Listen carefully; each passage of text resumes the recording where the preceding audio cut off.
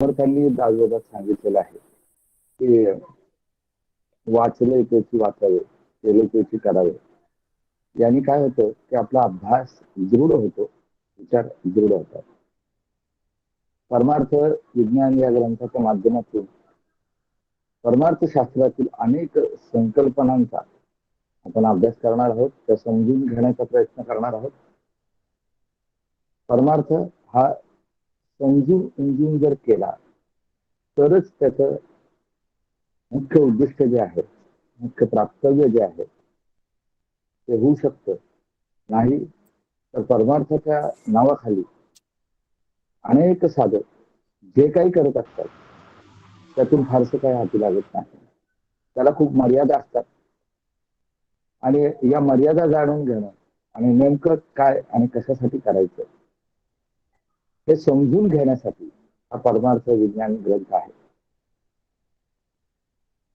सर्व संतांच्या उपदेशाचा प्रभाव, त्यांचा शुभसंकल्प आणि ईश्वराचे नियोजन या माध्यमातून या तीन गोष्टी एकत्रित आल्यानंतर एखाद्याच्या जीवनामध्ये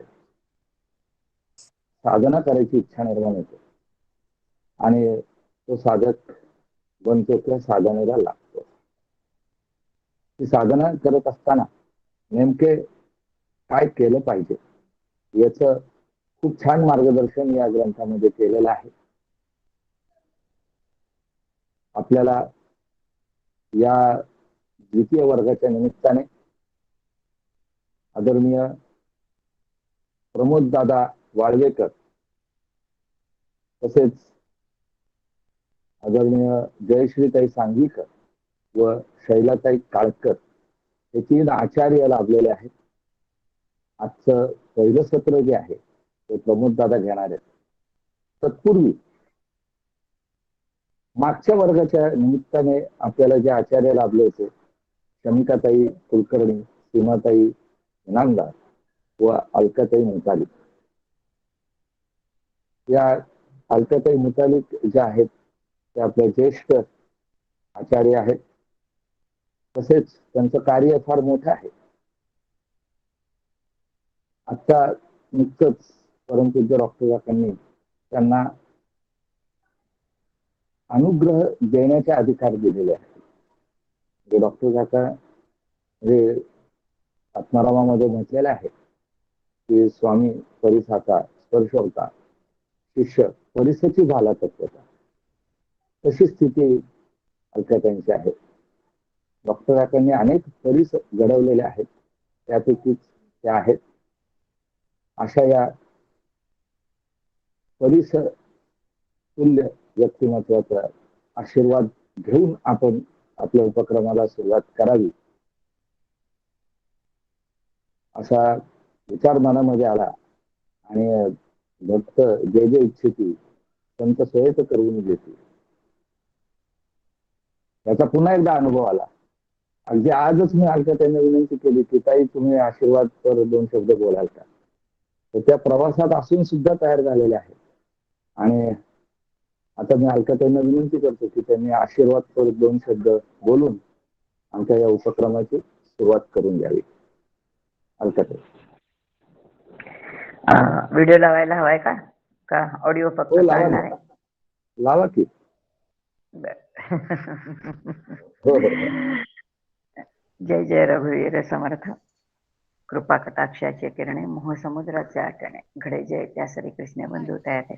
परमपूज्य डॉक्टर काकांना वंदन करते आणि परमपूज्य काकांचे आशीर्वाद आहेतच, त्यामुळे वेगळे काही द्यायची आवश्यकता नाही. पण गणेश दादा गेले 2 वर्ष 1.5 वर्ष इतका धडपडतोय की सगळ्यांनी काकांच्या परमार्थ विज्ञान या ग्रंथाचं अध्ययन करावं. सांगितलंय की हा ग्रंथ म्हणजे काय आहे. बघितलं तर आकाराने खूप छोटा आहे, पण परमार्थाचा जणू काही तो कोश आहे. कोशामध्ये कोणताही शब्द आपल्याला अडला, काही अडला तर ते आपल्याला मिळणार आहे. तसा परमार्थातल्या सगळ्या संकल्पना अत्यंत सुस्पष्ट करून आपल्या जीवनाचा अत्यंतिक हित करणारा असा ग्रंथ जर कोणता असेल तर तो परमार्थ विज्ञान आहे. गेल्या वर्षभर अभ्यास केलेला आहे आणि पुन्हा श्रवण जे आहे, श्रवण मनन नित्य नूतन केलेची पाहिजे असे जर समर्थ म्हणत असतील तर त्यानुसार गणेशदादा आणि राहुलदादा या सगळ्यांनी मला वाटतं चंग बांधलाय की पुन्हा पुन्हा सगळ्यांचा अभ्यास करून घ्यायचा आणि त्यासाठी पुन्हा तोच ग्रंथ, पण आचार्य सगळे वेगळे आहेत आणि त्यासाठी अत्यंत आदरणीय असणाऱ्या जयश्रीताई आहेत, त्यानंतर आदरणीय शैलाताई आहेत आणि तरुण असला तरी पण खूप छान अभ्यास करणारे प्रमोद दादा, असे 3 आचार्य तुम्हाला मिळालेले आहेत. ग्रंथ मुळात जो इतका सुंदर ग्रंथ आहे आणि सांगणारे तिघही अतिशय आचार्य छान आहेत, त्यामुळे ते त्यांचं काम चोख करणारे आहेत. फक्त श्रोते जे आहेत त्या श्रोत्यांनी काय करायचं, हे मनपूर्वक श्रवण करायचं आणि नुसतं श्रवण करायचं नाही, तर ते अंतरंगात बिंबवायचं आणि त्यानुसार वागण्याचा प्रयत्न करायचा. कारण सगळ्या संतांनी ग्रंथ कशासाठी लिहिले? नुसते वाचवायचं नाही, शब्दाचं नाही, आपल्याला अनुभव घ्यायचा आणि जर अनुभव घ्यायचा असेल तर त्यानुसार तसं वागण्यासाठी तो आहे आणि तशी क्रिया आपल्या म्हणजे सगळे आचार्य तुम्हाला शिकवतीलच, पण तशी सगळी क्रिया जे काही बोध परमपूज्य डॉक्टर काकांनी त्या ग्रंथामध्ये केलेला आहे सगळ्यांच्यासाठी, तशी सगळ्या ती क्रिया किंवा तशी ती साधना परमपूज्य डॉक्टर काका आपल्याकडनं करून घेतीलच, पण आपण पण मात्र त्याला प्रतिसाद द्यावा आणि तो प्रतिसाद तुम्ही सगळे द्याल असा एक आशावाद या ठिकाणी व्यक्त करते आणि सांगितलंय म्हणून मी या ठिकाणी आशीर्वाद फक्त वयाचा म्हणून देते, बाकी कोणताही नाही. खरं तर जयश्रीताई आणि शैला ते माझ्यापेक्षाही ज्येष्ठ आहेत, त्यामुळे मी कोणताही त्या वर्गाला आशीर्वाद देण्याचा कोणताही माझा अधिकार नक्की नाही, पण या वर्गाला शुभेच्छा मात्र मनापासून देते आणि त्या ठिकाणी मी माझ्या वाणीला विराम देते. जय जय रघुवीर समर्थ.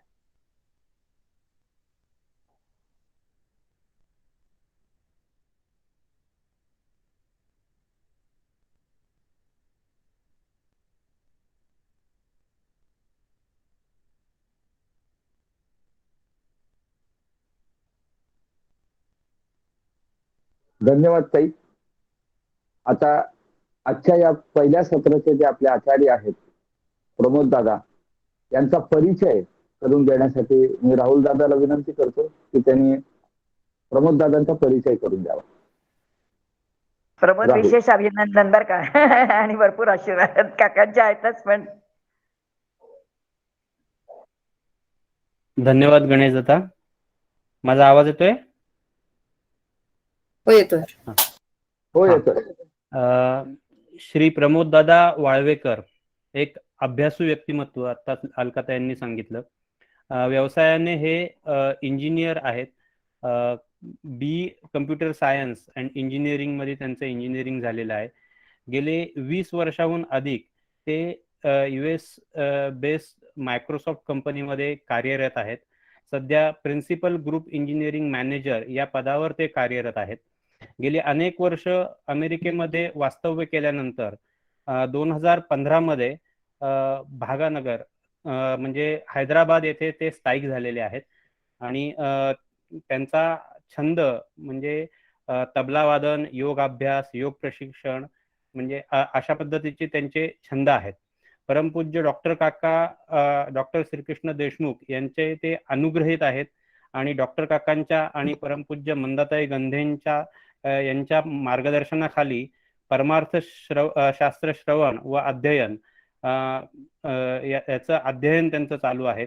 वेदांतपर ग्रंथ, भगवद्गीता, महाराष्ट्रीयन संत वाङ्मय याची आवड त्यांना आहे.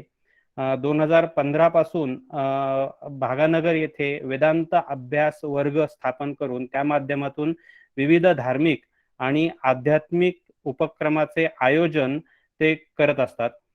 दासबोध, रामकथा, एकनाथी भागवत इत्यादी ग्रंथांचे दर आठवड्यात नियमितपणे अभ्यास वर्ग मराठी आणि हिंदी या भाषांमधून ते तिथे घेत असतात. विविध मासिक जसे की सज्जनगड मासिक, भक्तियोग मासिक इत्यादी मासिकांमधून त्यांचे आध्यात्मिक विषयावरती नियमित लेखही येत असतात. असं हे अत्यंत अभ्यासू व्यक्तिमत्व आज आपल्याला आचार्य म्हणून लाभले आहे. मी त्यांचं स्वागत करतो आणि पुढची सूत्र त्यांच्याकडे सोपवतो आणि आम्हाला मार्गदर्शन करावं अशी मी त्यांना विनंती करतो. धन्यवाद.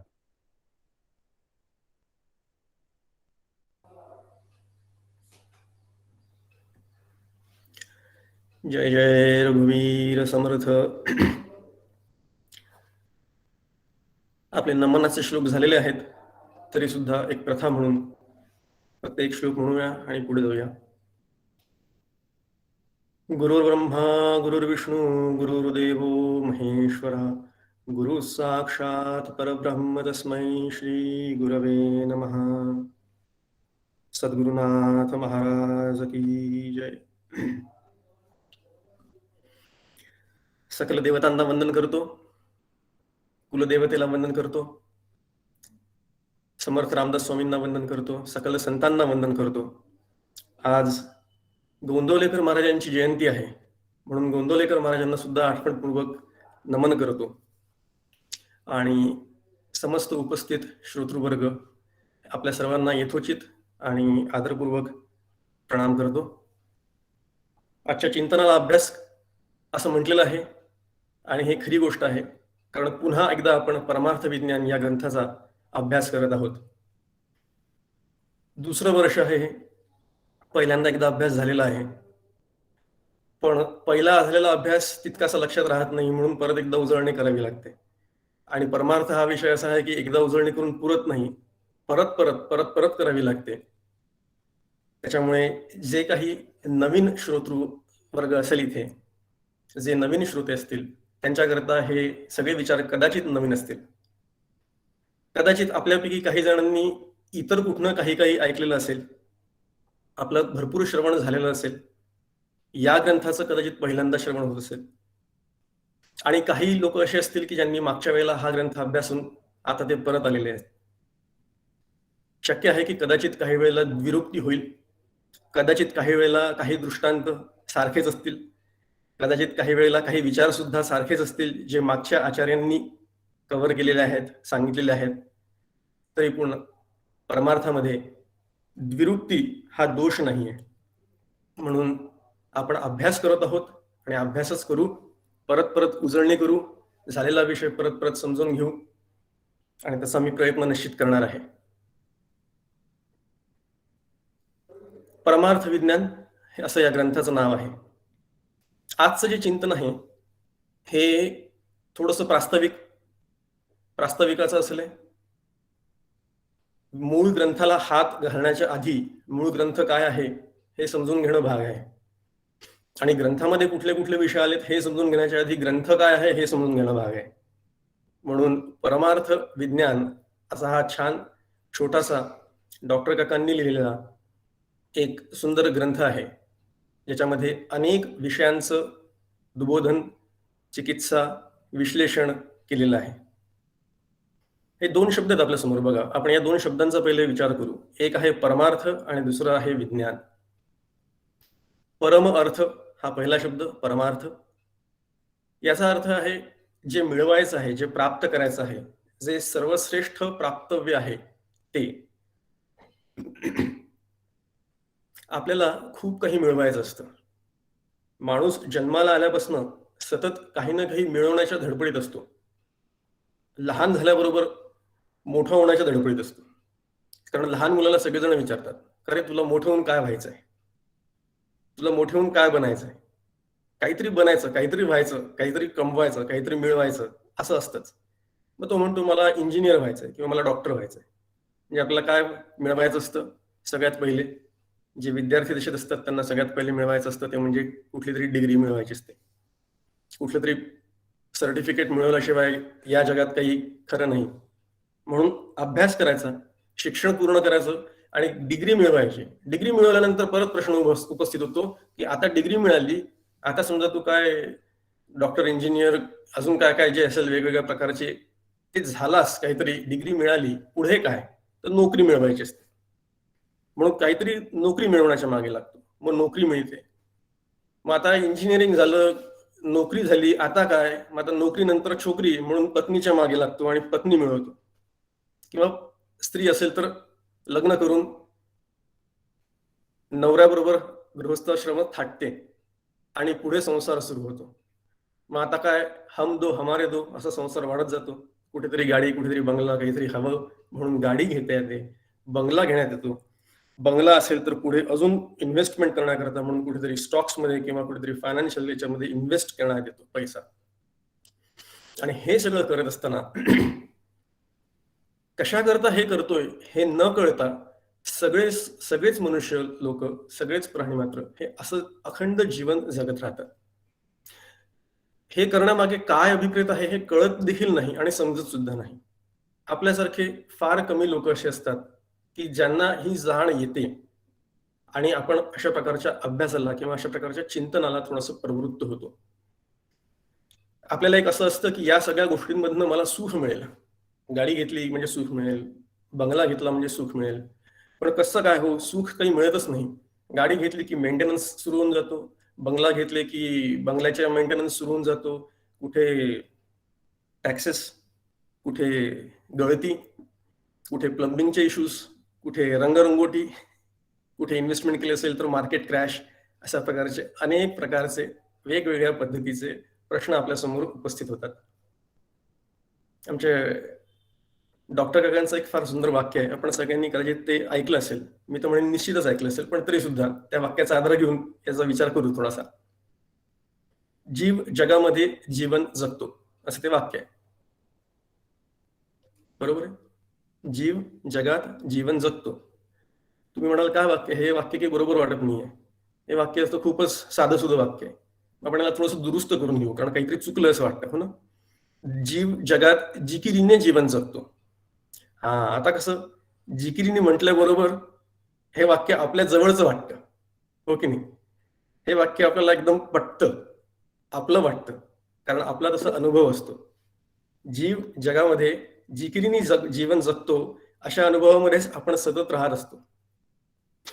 ही जी जिकीर असते ना, ही फार कटकटीची असते, कष्टाची असते, त्रासाची असते. याच्यात खूप सगळा त्रागा असतो.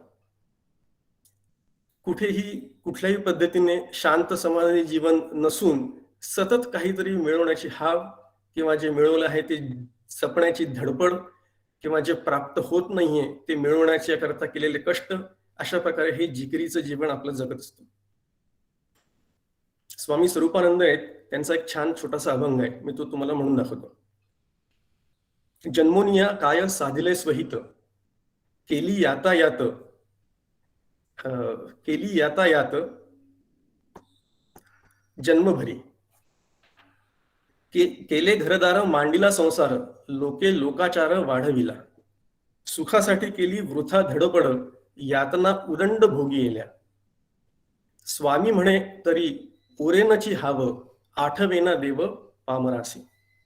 सुखासाठी केली वृथा धडपड, यातना उदंड भोगी येल्या. आणि तसंच आपलं होत राहतं. अनेक वेळेला अनेक पद्धतीने अनेक प्रकारच्या यातना आपण भोगत राहतो आणि ही जिकीर काही संपत नाही. आता आपण विचार करूया वाक्याचा जरासा. आपण विचारतो कोणाला, शेजारच्या पाजारच्या लोकांना विचारतो आपण की काय हो गणपतराव, कसं काय सुरू आहे. ते म्हणतात एकदम झकास. काय म्हणतात उत्तर कसं असतं, एकदम फर्स्ट क्लास. काय कसं काय सुरू आहे, एकदम फर्स्ट क्लास. पण ते आपल्याला हे सांगत नाहीत की त्याच्या शेजाऱ्यांनी कोणीतरी नवीन गाडी घेतलेली असते आणि म्हणून ते जरा मत्सराने जळत असतात, किंवा नुकतीच घरामध्ये काहीतरी खडाजंगी झालेली असते, पण ते आपल्याला तसं सांगत नाही. काका नेहमी उदाहरण देतात, घरामध्ये दोघ जण असतात, तो आणि ती, जोरात खडाजंगी सुरू असते, पण बाहेर कॉलबेल वाजली दरवाजाची की लगेच दोघ जण एकदम हसत खेळत समोर येतात. म्हणजे काय, आपली जी दुःख आहेत, आपल्या संसारामधले जे खटाटोप आहेत, ज्या व्यथा आहेत, जी जिकीर आहे, ती लोकांना सांगायची कोणी धडपड करत नाही, धाडस करत नाही. कारण आपलं जे दुःख असतं हे कोणाला सांगायचं नसतं. अनेक प्रकारची दुःख आपण जोपासतो. आपल्या मी शब्द वापरलाय मुद्दामून, जोपासतो.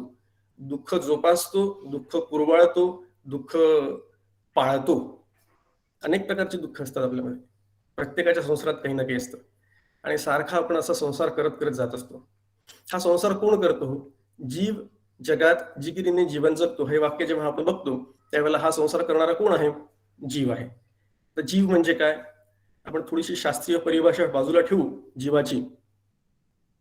या आत्म्यात पडलेलं बुद्धीमध्ये पडलेलं आत्म्याचं चैतन्य वगैरे हे सगळं आपण थोड्या वेळाकरता बाजूला ठेवू. जीव म्हणजे देह, शरीर असा छोटासा अर्थ आपण आत्तापुरता काढू. कारण समर्थांनी म्हटलेलं आहे, आत्मा यास शरीर योगे उद्वेग चिंता करणे लागे. म्हणजे शरीराच्या योगामुळे जीवात्म्याला उद्वेग आणि चिंता होतो, म्हणजे शरीर धारण केल्यामुळे जीवाला त्रास होतो. आता हा त्रास जो होतो, हा ज्याला होतो ते शरीर म्हणजे काय? क्षीर येते इथे शरीर, म्हणजे जे पडतं ते शरीर. क्षीर येते म्हणजे पडणं. कुठे कुठे पडतं शरीर? लढाईला जाताना पडतं. कोणी सैनिक असतात त्यांचं शरीर पडलं म्हणतो. किंवा घरी बसल्या बसल्या देखील काही जण मान टाकतात आणि शरीर पडतं, म्हणजे जे पडतं ते शरीर. दुसरं आहे देह. या शरीराला आपण देह म्हणतो. देह म्हणजे काय? दह्यते इति देहा, म्हणजे ज्याचं दहन केलं जातं, जो जाळला जातो तो देह. तिसरं आहे क्षेत्र. क्षेत्र म्हणजे शेत. या देहाच्या माध्यमातून काहीतरी पीक काढणं, काहीतरी कर्तव्य करणं, काहीतरी पाप पुण्याचं पीक काढणं, हे जे घडतं त्याला याला देहाला क्षेत्र असं अजून एक नाव आहे. अजून बरीच नावं आहेत, जसं काया, तनू किंवा अध्यात्म. अध्यात्म म्हणजे सुद्धा शरीर. तर ह्या शरीराचा, या जीवाचा जेव्हा आपण विचार करतो त्यावेळेला फक्त देहाचा विचार इथे अपेक्षित नाहीये. तर या देहामध्ये राहणारा जो देही आहे, या क्षेत्रामध्ये राहणारा जो क्षेत्रज्ञ आहे, जे माझं मूळचं स्वरूप आहे, तो जीव, तो त्या जीवाचं जे मूळचं स्वरूप आहे ते कोण आहे हे जाणण्याचं काम आपण करायचं आहे.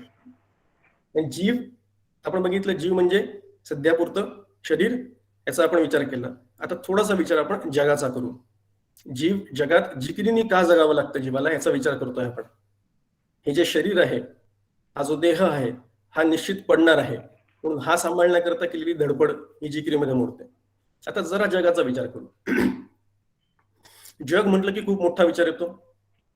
ब्रह्मांड आठवतात, खूप मोठे मोठे देश, मोठे मोठे समाज, एवढा सगळ्याचा विचार आपल्याला करायचा नाहीये. जग म्हटलं की आपल्या पुरतं मर्यादित असं जे जग आहे, ज्याच्यामध्ये मी राहतो, माझे नातलग, माझे सखे सोयरे, माझे ऑफिस मधले, माझं कुटुंब, माझा समाज, एवढा पुरतं आपलं जग आपण मर्यादित करूया.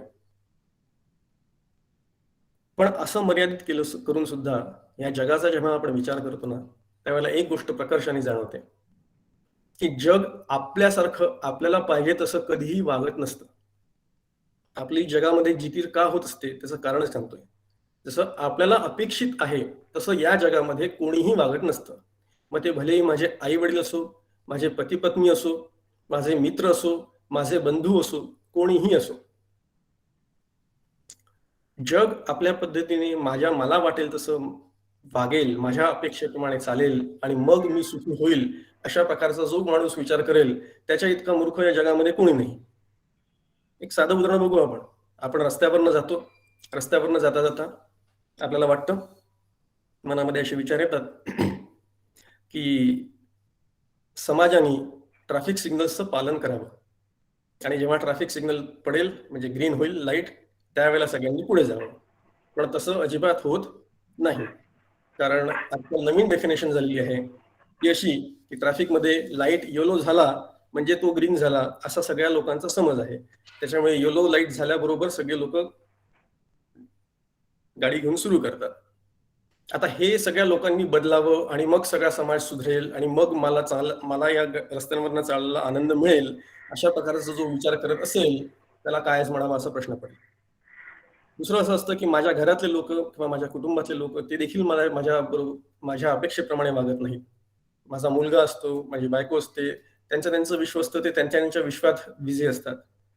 आणि मग आपल्याला वाटतं की 15-17 वर्षाचा जो माझा मुलगा, त्याला मी म्हणतो की अरे मी सांगतोय, इतकं घसा फोडून सांगतोय तुला की माझं ऐक, पण तो ऐकत नसतो. तो ऐकत का नसतो याचं कारण वेगळं असतं. पण आपल्याला मात्र निश्चितपणे असं वाटत असतं की या जगात कोणी माझं ऐकत नाही. या जगासारखं कोणीही नाही. या जगासारखं कोणीही दुसरं निष्ठुर नाही. हे सगळं जग माझ्या वाईटावर टपलेलं आहे, अशा प्रकारे सगळेजण विचार करत असतात. आणि म्हणून समर्थांना म्हणावं लागतं, जगी सर्व सुखी असा कोण आहे, विचारे मना तुची शोधून पाहे. त्यामुळे हे जग जे आहे ते माझ्या अपेक्षेप्रमाणे वागेल, म्हणजे ते सगळं मी सांगेन मला हवं तसं वागल्यानंतर मग मला या जगाकडनं सुखाची अपेक्षा आहे, मग माझी जिकीर पूर्णपणे नाहीशी होईल, असा विचार करून काही हाताला लागणार नाही. आता याच्यामध्ये ना देहाच्या पडण्याबद्दल किंवा देहाच्या त्यागाबद्दल किंवा या जगाच्या अशा वागण्याबद्दल कुठल्याही प्रकारे निराशेचा सूर असता कामा नये. जसं आपण आता बघितलंय, हे जग माझ्या वाईटावर टपलेलं आहे, असा जेव्हा आपण विचार करतो त्यावेळेला एक निराशेचा सूर याच्यामध्ये असतो. पण तसा निराशेचा सूर असण्याची काही जबाबदारी, काही गरज नाही, कारण हे एक वास्तव आहे. परमार्थशास्त्र आपल्याला वास्तव स्वीकारण्याकरता तयार करतं. बस हे असंच चालणार आहे, ही जगाची राहटी अशीच आहे. आत्मनस्तु कामाय सर्वं प्रियमवती हा जो उपनिषदांचा विचार आहे तोच सत्य आहे, हे प्रत्येक वेळेला मनाला बजवून सांगावं लागतं आपल्याला. आणि हे असं सांगतच आपल्याला या वास्तव्याची काही प्रश्न आहे का?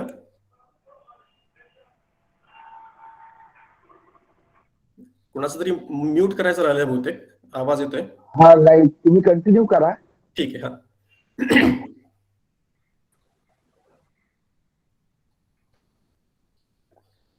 तर ह्याच्यात निराशेचा अजिबात सूर नाही. तर हे वास्तव आहे, हे जग असंच राहणार आहे, हे स्वीकारण्याची आपली मानसिकता तयार होण्याकरता म्हणून हा परमार्थशास्त्राचा आपल्याला अभ्यास करायचा आहे. मग यातनं प्राप्तव्य काय आहे आपल्याला? परमार्थ शब्दाचा अर्थ परत पुन्हा एकदा बघू आपण. प्राप्तव्य म्हणजे काय? श्रेष्ठ प्राप्तव्य जे आहे ते म्हणजे मोक्ष किंवा आत्मज्ञान किंवा ब्रह्मज्ञान, हे जेव्हा आपण म्हणतो ते मला प्राप्त करायचं आहे, त्याचं ते म्हणजे काय? आता मोक्ष म्हणजे काय हा देखील प्रश्न खूप जणांना पडतो किंवा खूप जणांना याचं उत्तर माहिती नसतं. मोक्ष म्हणजे काय सांगितलं तर मोक्ष म्हणजे काय, असं ते एक वेगळी स्थिती असते, कुठली तरी अशी एक स्टेज असते, असं एलिव्हेटेड सुपर विलस काहीतरी लोक सांगतात, काहीच कळत नसतं नीट, काय सांगायचं हेही सांगू शकत नाही. मोक्ष म्हणजे काय विचारलं तर आपलं ततपप होतो किंवा आपल्याला नीट ठामपणे सांगता येत नाही. आपल्या डॉक्टर काकांनी मोक्षाची फार सुंदर भाषा सांगितली आहे. एक क्रायटेरिया असतो मेजरमेंटचा. मोक्ष म्हणजे काय? मेजर करायचं असेल तर ते मेजर करण्याकरता जे क्रायटेरियाज असतात ते कशा प्रकारे वापरायचे, तर निरपेक्ष शांती, तृप्ती, सुख, आनंद आणि निर्भयता, अशा प्रकारचे क्रायटेरियाज आपल्याला सांगितलेले डॉक्टर काकांनी. म्हणजे काय? अत्यंत वासना रहित झाल्यापासून परत नवीन वासना किंवा नवीन इच्छांच्या पासून मिळलेली मुक्ती म्हणजे तृप्ती, पूर्णपणे तृप्ती. त्रिविध तापांची शांती, तीनही तापांपासून आपल्याला शांती मिळणं. महाभय जे म्हटलेलं आहे ते मृत्यूचं महाभय म्हटलेलं आहे, त्या मृत्यूच्या महाभयापासून भयरहित होणं म्हणजे निर्भयता अंगात मांडणं म्हणजे निर्भयता. कुठल्याही विषयांपासून आनंदाची अपेक्षा न ठेवणं म्हणजे निरपेक्ष आनंद. आणि अत्यंत सहज या द्वैतमय असलेल्या या जगामध्ये अद्वैताची अनुभूती घेत सहज आपली मनशांती टिकून धरणं म्हणजे समाधान. अशी निरपेक्ष शांती, निरपेक्ष आनंद, निरपेक्ष समाधान मिळवणं हे आपलं प्राप्तव्य आहे, हे आपल्याला मिळवायचं आहे. हे मिळालं म्हणजे मग मोक्ष मिळाला. हे प्राप्त करणे म्हणजे परमार्थ. आता हे श्रेष्ठ प्राप्तव्य आहे, हे श्रेष्ठ साधन आहे, हे श्रेष्ठ प्राप्तव्य असल्यामुळे हे अत्यंत कठीण आहे. एक वेळ गाडी बंगला मिळवणं खूप सोपं आहे, बायको मुलगा करणं खूप सोपं आहे, बँक बॅलन्स करणं खूप सोपं आहे, पण परमार्थ साधणं अत्यंत अवघड आहे आणि अत्यंत कठीण सुद्धा आहे. त्याच्यामुळे ह्या अशा येरा बागळ्याच्या गोष्टी नाही आहेत. तुकाराम महाराजांचा एक श्लोक आहे याच्याबद्दल, अभंग आहे, हे कोणा साध्या सुद्धा माणसाचं काम नाही. हे अत्यंत जो धीरवान आहे, असा जो धीर पुरुष आहे, गंभीर पुरुष आहे, अशाच माणसाला हा परमार्थ साधू शकतो किंवा साधतो. आणि ज्याला असा हा परमार्थ साधतो तो सर्वश्रेष्ठ असतो, तो माणूस श्रेष्ठ असतो. म्हणून आपण त्याला नमन करतो. कारण का? त्यांनी परमार्थ साधला म्हणजे ते मुक्त झाले, म्हणजे जीवनमुक्तीचा अनुभव त्यांना येतो. अतिशय असं श्रेष्ठ गंतव्य जेव्हा असतं किंवा प्राप्तव्य जेव्हा असतं त्यावेळेला त्याचा अभ्यास करण्याकरता देखील आपल्याला तशी तयारी करावी लागते. म्हणून परमार्थशास्त्राचा अभ्यास जेव्हा आपण करतो त्यावेळेला खूप सूक्ष्म बुद्धी, खूप सूक्ष्म विचार आणि आपल्याला करावा लागतो. आणि तशा प्रकारची बुद्धी आपल्याला मिळवावी लागते, ती प्राप्त करून घ्यावी लागते, ती आपली कमाई असते. दुसऱ्या शब्दाचा अर्थ आपण बघू आता. परमार्थ या शब्दाचा अर्थ बघितलं. दुसरा शब्द आहे परमार्थ विज्ञान. आता विज्ञान म्हणजे काय? विज्ञान म्हणजे शास्त्र, बरोबर. सायन्स आपल्या सगळ्यांना शब्द माहिती आहे. परमार्थ हे एक परिपूर्ण शास्त्र आहे, म्हणजे परिपूर्ण विज्ञान आहे. परिपूर्ण याच्याकरता म्हटलेलं आहे की त्याच्यामध्ये कुठल्याही प्रकारची तडजोड केलेली नाहीये. ते एक सर्वांगीण पूर्णपणे विकसित झालेलं, हजारो वर्षांपासून ज्याच्यावर मंथन झालेलं आहे, कित्येक हजार वर्षांपासून कित्येक श्रेष्ठ पुरुषांनी, श्रेष्ठ लोकांनी आणि संतांनी ज्याच्यावर विचार विनिमय करून ठेवलेलं असं हे सर्वांग सुंदर आणि अत्यंत परिपूर्ण असं हे शास्त्र आहे, ज्याला परमार्थ शास्त्र म्हणतात.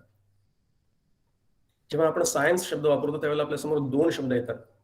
एक थेरॉटिकल सायन्स असतं किंवा बेसिक सायन्स, आणि दुसरं असतं एक अप्लाइड सायन्स. थेरॉटिकल सायन्स म्हणजे फिजिक्स, केमिस्ट्री, मॅथ्स यांचे जे साधे साधे नियम असतात, बेसिक्स ज्याला म्हणतात, बेसिक सायन्सेस, ते जे आपण शाळेत सगळे शिकलेलो आहोत. पण शाळेत आपण जे शिकतो ते जेव्हा आपण विद्यापीठात जातो त्यावेळेला हळूहळू आपल्याला नवीन शब्द येतात, ते म्हणजे अप्लाइड मॅथमॅटिक्स किंवा अप्लाइड सायन्सेस. आपण शब्द ऐकला असेल आपल्यापैकी काही ज्यांनी केलं असेल त्यांनी. अप्लाइड सायन्सेस काय? It's an art to apply scientific knowledge to solve the practical problems. याला अप्लाइड सायन्स असं म्हणतात. आता ही जी नवीन शिक्षण पद्धती जी आहे, या शिक्षण पद्धतीमध्ये आपण हे अशा प्रकारचे सायन्स शिकतो, म्हणजे याला भौतिक सायन्स ज्याला म्हणतात, बायोलॉजी झालं, फिजिक्स झालं, केमिस्ट्री झालं. पण आपलं दुर्दैव असं आहे की आपल्याला या मनाची जडणघडण आणि आपल्या आतमध्ये असलेलं आत्म्याचं स्वरूप प्रगट करण्याच्या करता म्हणून जे शास्त्र आहे, जे परमार्थ शास्त्र आहे, ते आपल्याला शाळेमध्ये कधीही शिकवलं जात नाही. आणि तसं शिकवलं न गेल्यामुळे आपल्याला हे अशा प्रकारचं नवीन पद्धतीने हे शिकून घ्यावं लागतं. बेसिक सायन्सेस जे असतात ना, त्याच्यामध्ये अजूनही नवीन नवीन शोध लागत असतात. कोणीतरी पहिल्या सायंटिस्टने केलेला जो मूळचा शोध असतो त्याला कोणीतरी नवीन सायंटिस्ट येतो आणि तो क्रॉस करून त्याला खोडून काढून काहीतरी आपलं नवीन प्रतिपादन करतो. परमार्थशास्त्र तसं काही नाही. आता जे काय करायचं होतं या शास्त्रामध्ये ते सगळं करून झालेलं आहे.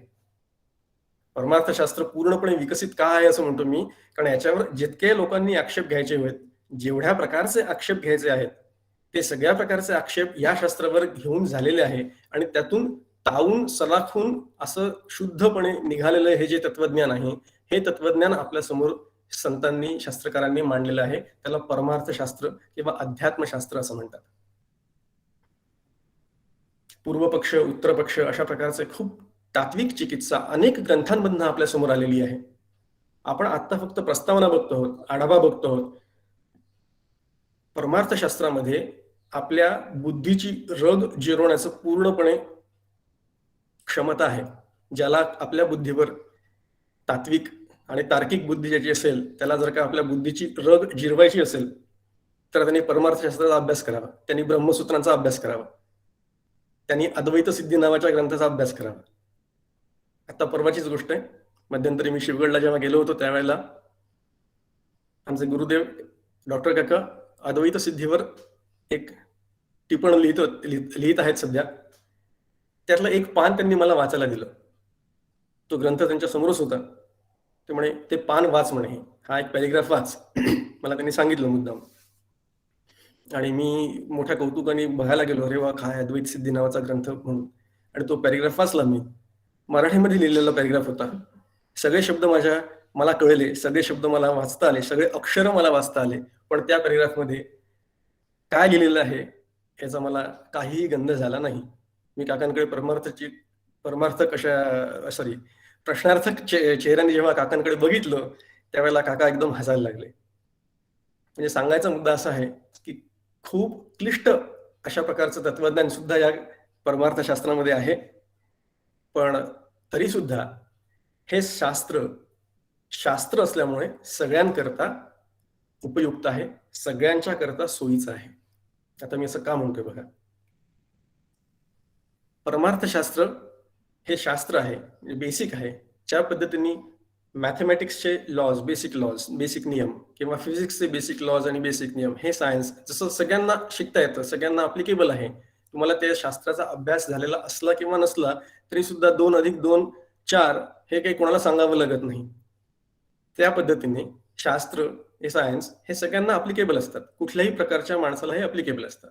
म्हणून परमार्थशास्त्राचा देखील विचार करताना हे निश्चयपूर्वक सांगण्यात आलेलं आहे की याचा जो अधिकारी आहे तो अधिकारी कसा याचा विचार आपण नंतर करू, पण हा मार्ग, हा परमार्थशास्त्राचा अधिकारी ज्याला नरदेह प्राप्त झाला आहे तो या परमार्थशास्त्राचा अधिकारी आहे.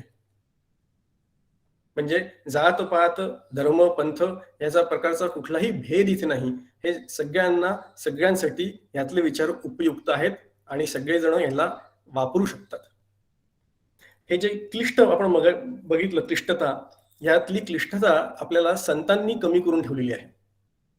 संतांनी आपल्यावर फार उपकार करून ठेवले आहेत की हे जे संस्कृत मधलं अत्यंत दुर्बोध असं जे वाङ्मय होतं त्याला सगळ्या संतांनी, आपल्या महाराष्ट्रीयन संतांनी प्राकृत भाषेमध्ये आणून ठेवलंय.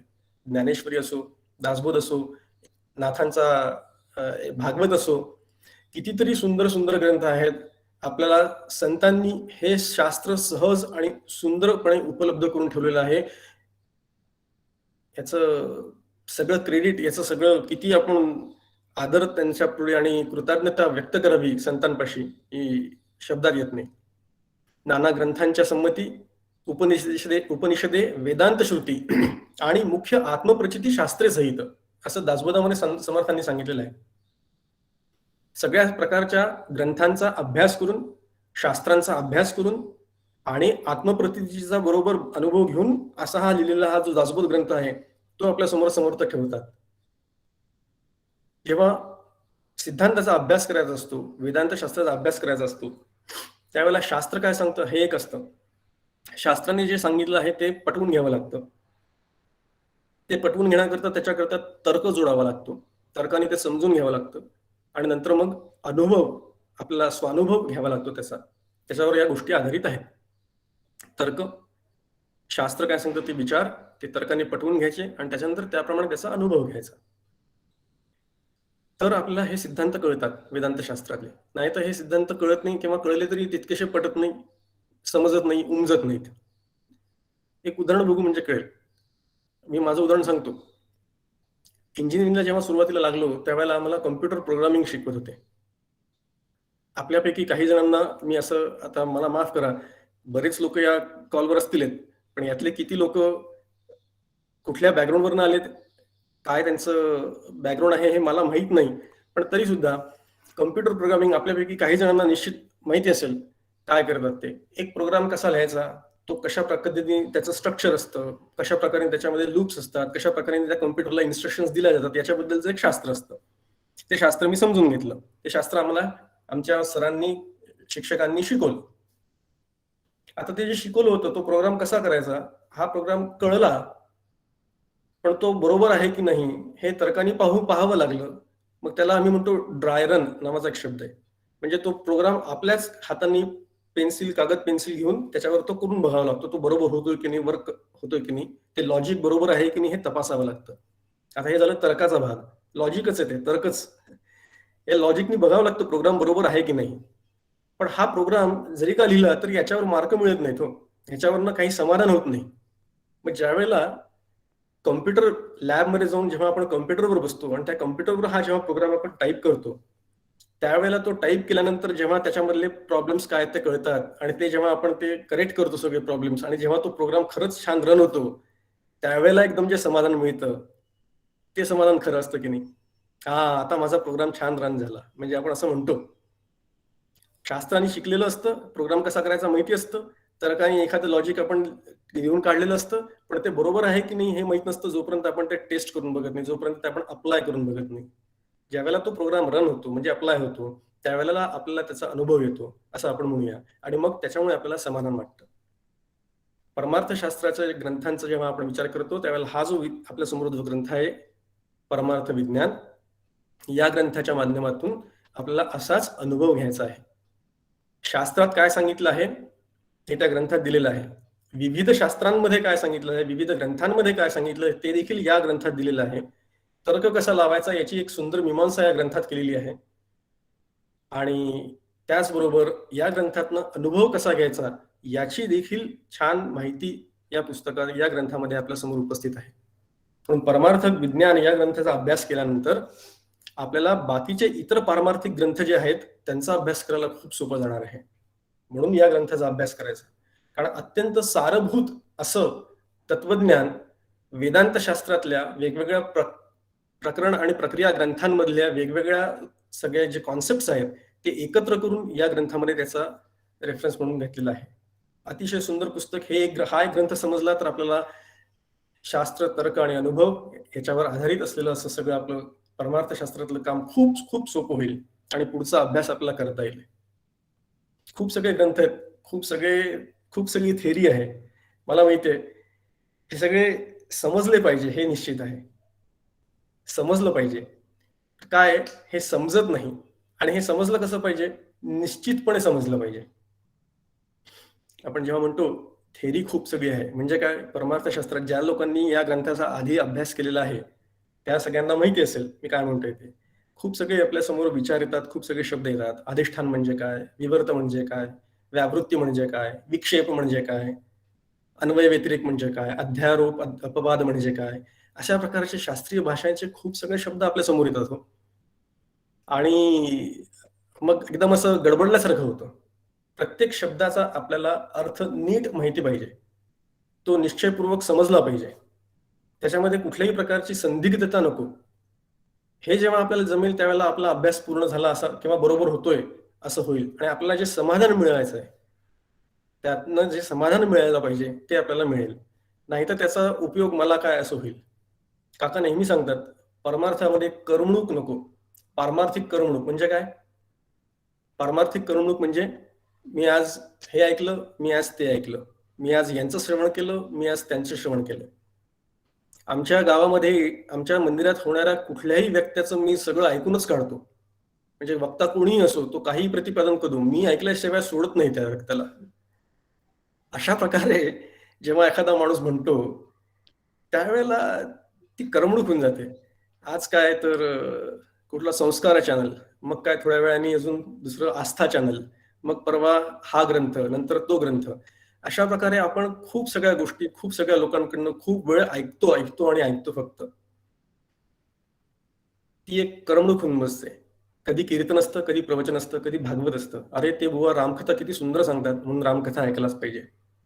आता रामकथा ऐकून खूप छान वाटलं, मग आता काय नाही, आता मग कुठल्या अजून पंचदशीच्या ग्रंथाचा अभ्यास करायला पाहिजे. पंचदशीचा अभ्यास करून असं डोकं गुंग झालं, मग आता काय करायचं, आता आपण आस्था चॅनलला ऐकू. ते भागवतकारातनं ते खूपच खूपच छान समजावून सांगतात आणि खूप हसवतात. ते भागवतकार खूप हसवतात म्हणून आपण त्यांचं ऐकू. आता याला परमार्थिक करमणूक नाही म्हणायचं तर काय म्हणायचं दुसरं. म्हणून मला काय घ्यायचं, ह्या चिंतनातनं या अभ्यासातनं मला काय फायदा होईल हे खूप क्लिअर पाहिजे आपल्याला. हे स्पष्टपणे आपल्या समोर जर का असेल तर आपण या ग्रंथाच्या चिंतनातनं या ग्रंथाच्या अभ्यासातनं खूप काही मिळवू शकतो. नाहीतर नुसतंच पारमार्थिक करमणूक तास दीड तास ते बसायचं नंतर मग झालं, असं नको व्हायला. अनेक प्रकारच्या संकल्पना असतात, त्या स्पष्टपणे कळल्या पाहिजे, त्याच्यामध्ये कुठल्याही प्रकारची संदिग्धता नको. समर्थांची एक फार सुंदर ओवी आहे, व्यर्थ संशयाचा देव, व्यर्थ संशयाचा भाव, व्यर्थ संशयाचा स्वभाव, सर्व काही. व्यर्थ संशयाचे व्रत, व्यर्थ संशयाचे तीर्थ, व्यर्थ संशयाचा परमार्थ निश्चय वीण. समर्थ म्हणतात निश्चय नसेल तर काही नाही. कुठल्याही गोष्टीचा निश्चय आपला टिकला पाहिजे. संकल्पनांचा निश्चितार्थ आपल्याला कळला पाहिजे. ते निश्चितपणे एखादी गोष्ट आपल्याला कळली पाहिजे. ती कळली, त्याच्यामध्ये कुठल्याही प्रकारचा संशय नसेल तर आपल्याला केलेल्या कर्माचं, केलेल्या साधनेचं फलित होतं. नाही तर मग खूप खूप काहीतरी करतो आपण असं वाटतं पण काहीच करत नाही असं जे होतं, निश्चय नसतो, सतत काहीतरी संशय येतो. एखादी गोष्ट जेव्हा गुरु आपल्याला सांगतात की असं असं कर, त्यावेळेला आपल्याला त्याच्यामध्ये संशय आपण 100 काढतो. अच्छा मग आता एकादशी करायची का? हो एकादशी करायची. मग का हो एकादशीला कोथिंबीर चालते का? झालं.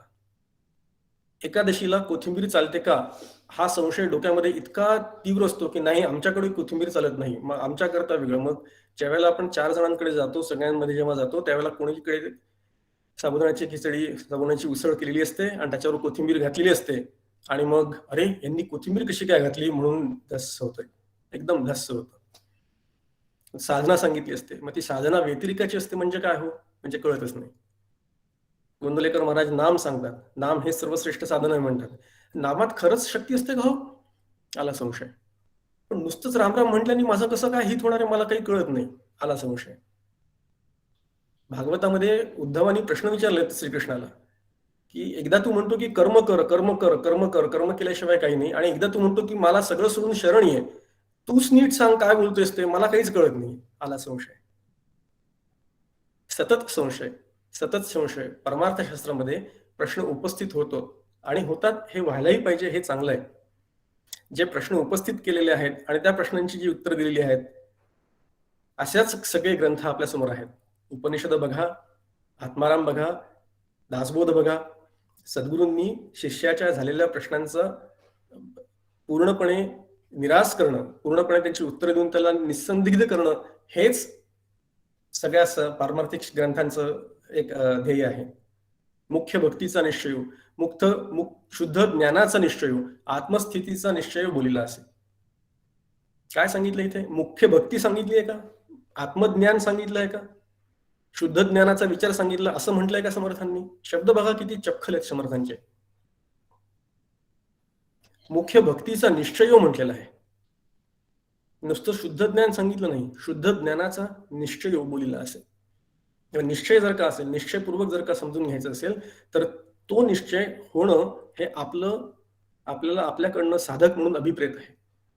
म्हणून ह्या ग्रंथांच्या अभ्यासातनं आणि पर्टिक्युलरली हा जो आपण ग्रंथ निवडलेला आहे याच्या अभ्यासातनं एक गोष्ट आपल्याला जर का ध्येय काही गाठायचं असेल, ठरवायचं असेल, तर ते हे की या ग्रंथातनं आपल्याला आपल्या संकल्पना पूर्णपणे क्लिअर करून घ्यायच्या आहेत, स्पष्ट करून घ्यायचं आहे, काय आहे काय नाही, प्रत्येक शब्दाचा अर्थ सुद्धा स्पष्ट करून घ्यायचा. खूप सगळे शब्द असतात. शब्दजालम महारण्यम म्हटलेलं आहे वेदांत प्रचुर ग्रंथांमध्ये. खूप कावरबावर व्हायला होतं नवीन नवीन शब्द आले की, आणि खरंच तारंबळ उडते. जे अभ्यास करतात ना त्यांना ते कळतं. सुरुवातीला खूप जड जातं, बरं, खूपच जड जातं. काका सांगतात फक्त 5 गोष्टींचा अभ्यास करायचा असतो: जीव, जगत, ईश्वर, माया आणि ब्रह्म. बस, याच्या पलीकडे काही करायचं नसतं खरं म्हणजे. पण हे 5 गोष्टी ज्या आहेत, जीव, जगत, माया, ईश्वर आणि ब्रह्म, यांचा अभ्यास करता करता अजून 500 शब्द अजून नवीन शिकावे लागतात आणि खूप तारांबळ उडते. पण थोडासा विचार केला तर कळतं. आणि काकांनी आपल्या सगळ्यांना सांगून ठेवलेलं आहे की आपण ज्या वेळेला शैक्षणिक दृष्टीने, अकॅडमिक दृष्टीने जेव्हा विचार करतो, ज्या वेळेला आपण डिग्री घेतो, त्यावेळेला आपण असेच नवीन नवीन शब्द शिकत असतो. कुठले ना कुठले, काही ना काही नवीन शब्द आपण शिकलेलो असतो. इंजिनिअरिंगला जा, मेडिकलला जा, फायनान्समध्ये जा, इकॉनॉमिक्स शिका, काही शिका, प्रत्येक क्षेत्रामध्ये नवीन शब्द, नवीन पारिभाषिक शब्द असतातच असतात. बॉटनी, झुऑलॉजी, कितीतरी शास्त्र आहेत, कितीतरी वेगवेगळ्या प्रकारचे सायन्स आहेत. मग ज्या वेळेला आपण आपली शैक्षणिक पात्रता वाढवताना या नवीन नवीन शब्दांचा विचार करतो आणि ते शब्द जसे शिकतो, उदाहरणार्थ बॉटनीमध्ये हिबिस्कस रोझा सिनेसिस म्हणजे काय असं विचारलं तर कोणाला सांगता येईल का? हिबिस्कस रोझा सिनेसिस म्हणजे जास्वंद. आता जास्वंदाला हे शास्त्रीय नाव आहे, हा पारिभाषिक शब्द आहे. जो ते शिकेल त्या पद्धतीने त्याला हे शब्द शिकावे लागतात. किंवा पॅन्थेरा टिग्रिस म्हणजे काय तर वाघ, वाघाचं शास्त्रीय नाव काय? पॅन्थेरा टिग्रिस. आता अशा प्रकारे खूप सगळे नवीन नवीन शब्द, आणि मुख्यतः मेडिकल क्षेत्रामध्ये तर ते इतके विचित्र शब्द असतात की त्यांचे स्पेलिंग लक्षात ठेवता धावपळ होते. आपण जेव्हा असे शब्द शिकतो, ते शब्द आपण पूर्ण वेळ देऊन अभ्यास करून 4-4, 5-5 वर्ष शिकतो, त्यावेळेला आपल्याला डिग्री मिळते. आता आपण डिग्री सुटलेली आहे, आपण सगळेजण गृहस्थ मार्गाला लागलेत. मला माहित नाही या कॉलवर किती लोक आहेत की जे गृहस्थ आहेत, किती लोक आहेत बॅचलर आहेत, किती लोक आहेत रिटायर्ड आहेत, याचा अंदाज मला नाही.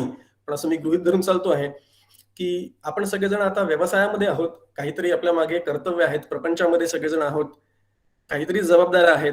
आपल्याला नाही 4-5 वर्षात या गोष्टी शिकता येणार, कदाचित 14-15 वर्ष लागतील हे शिकायला, कदाचित 24-25 वर्ष लागतील हे शिकायला, कदाचित ह्या जन्मात पूर्ण शिक्षण होणारही नाही. पण निश्चितपणे आपण ही गोष्ट शिकू शकतो, हे मात्र खरं. आणि हे शिकून घ्यायला पाहिजे. हे शिकून घेतलं तर पुढच्या गोष्टी क्लिअर होत जातात.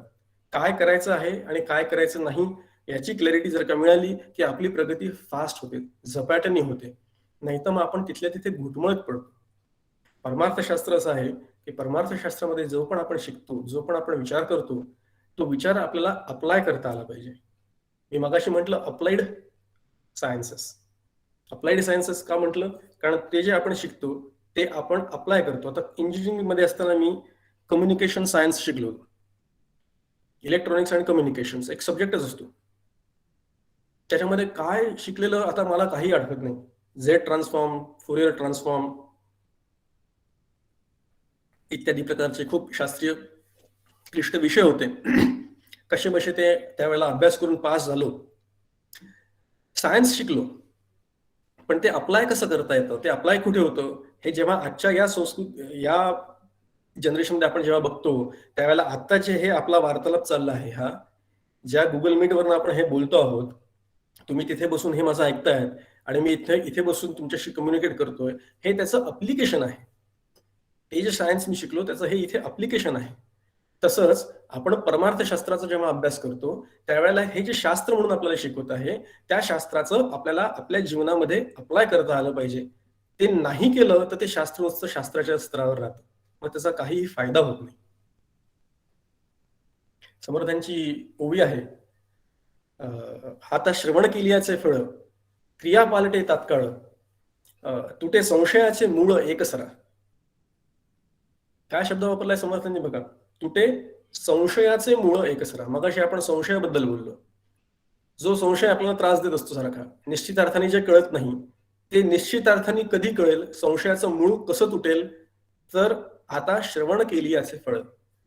नीट श्रवण केलं, मन लावून श्रवण केलं, शांतपणे श्रवण केलं, प्रसन्न चित्ताने श्रवण केलं आणि ते श्रवण केलेलं अंगी बांधलं तर क्रिया पालटे तात्काळ असं समर्थांनी हमी दिलेली आहे की आपली क्रिया ही तात्काळ बदलली पाहिजे. आता नाही तात्काळ बदलत आपली, आपण इतके माळेचे मणी असतो की आपली क्रिया पटकन बदलत नाही. मान्य, नाही बदलणार एका महिन्यात, नाही बदलणार एका प्रवचनात, नाही बदलणार एका वर्षात, नाही बदलणार एकदा परमार्थ विज्ञानाचा अभ्यास करून एका वर्षी परत एकदा अभ्यास करावा लागेल, परत करावा लागेल, हरकत नाही, पण कधीतरी तरी ही आपली बदलायला पाहिजे. त्याच्यामुळे परमार्थ आणि जीवन हे दोन वेगळे ठेवून आपण अभ्यास करायचा नाही. या ग्रंथाचा अभ्यास करताना या ग्रंथामध्ये जे आपण शिकतो आहोत, ज्या संकल्पना आपल्याला आपण शिकतो आहोत त्या आपण स्पष्ट करून घ्यायच्या. त्याच्याकरता फार सुंदर अशी प्रोसेस आपल्या आयोजकांनी केलेली आहे. प्रश्न उत्तरांची एक प्रक्रिया आहे, आपल्यापैकी काही जणांना ती माहिती आहे. कॉन्सेप्ट क्लिअर करत घेऊ, पुढे जाऊ आणि जे शिकलो आहे, ज्या संकल्पना शिकलो आहे त्या आपल्या दैनंदिन जीवनामध्ये अप्लाय करणं हे महत्वाचं आहे. काका म्हणतात प्रपंच ही परमार्थाची लॅबोरेटरी आहे. सगळ्या संतांनी सांगितलंय. गोंदवलेकर महाराज देखील हेच म्हणायचे की आपण जे परमार्थामध्ये शिकतो ना ते इथे बघा. खेळा ऐसा प्रपंच मानावा असं गोंदवलेकर महाराज म्हणतात. आची सुबोध गुरुचा खेळा ऐसा प्रपंच मानावा. का बरं म्हणतात ते खेळा ऐसा प्रपंच मानावा? म्हणजे याच्यामध्ये तितकी आसक्ती नको. ज्या पद्धतीने आपण सहजगत्या खेळ खेळतो आणि खेळ झाल्यानंतर विसरून जातो. खेळ खेळत असताना हेवे दावे असतात, खेळ खेळत असताना कॉम्पिटिशन असते, खेळ खेळत असताना एक प्रकारची जिगीर असते, म्हणजे अगदी आपण जीव ओतून खेळ खेळतो म्हणतात ना तसं. पण तो किती सहजतेने आपण सोडून देखील देतो नंतर. खेळ झाला आता चला विसरून गेला. तशा पद्धतीने आपलं जीवन, आपला प्रपंच असायला पाहिजे. तर त्या परमार्थशास्त्राचं आपल्या जीवनामध्ये काहीतरी उतरेल, काहीतरी आपल्यामध्ये ते मुरेल. ते मुरलं नाही तर मग काही खरं नाही. परमार्थशास्त्रामध्ये तुकाराम महाराजांचा एक सुंदर अभंग आहे. आनंदाचे डोही आनंद तरंग, आनंदाची अंग आनंदाचे. कोण म्हणते असं? हे तुकाराम महाराज म्हणतात. तुकाराम महाराज कसे होते हो? तुकाराम महाराज अत्यंत दरिद्री होते. आपल्याला सगळ्यांना कथा माहिती असतील. तुकाराम महाराजांच्या दरिद्र्याची कथा आपल्याला काही मी परत ती सांगणार नाही इथे.